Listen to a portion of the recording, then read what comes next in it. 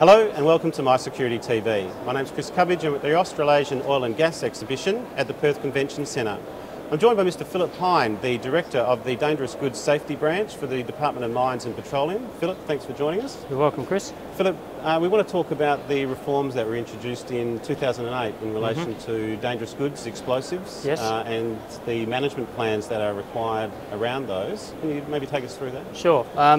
Just for your listeners' benefit, these reforms were introduced in partial response to the Bali bombing and related terrorism incidents around the world. What came into force in WA in 2008 is part of a national initiative to improve security for explosives and ammonium nitrate principally, and they encompass a range of elements. They include checking of staff, so people have to get security clearances now from ASIO and the police. But the bigger focus is probably on physical security measures and system security systems, so that people manage these dangerous goods in a way where they can't be got at by people who are going to do bad things. So it's quite far-reaching, and it's been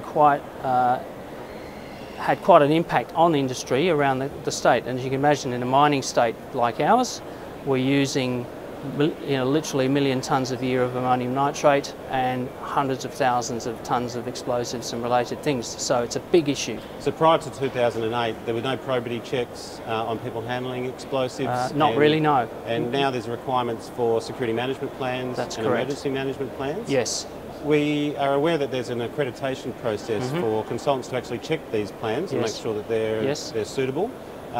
What's the status of that? Okay, at the moment, those consultants can only vet the safety aspects of a dangerous goods application, but from about the middle of the year, we're looking to expand that scheme to include the security aspects for explosives and ammonium nitrate. And because we feel now that we understand what we expect very well, and we can impart that knowledge and let the private sector pick up that load, and then we can focus our primary activity on inspecting and checking that people are doing as they should. That's right. And how many companies would you say are involved from handling explosives? What type of impact does this have on the industry? Oh, huge. I mean, you've got literally thousands of people in this industry. We've actually issued over 13,000 security cards for WA alone.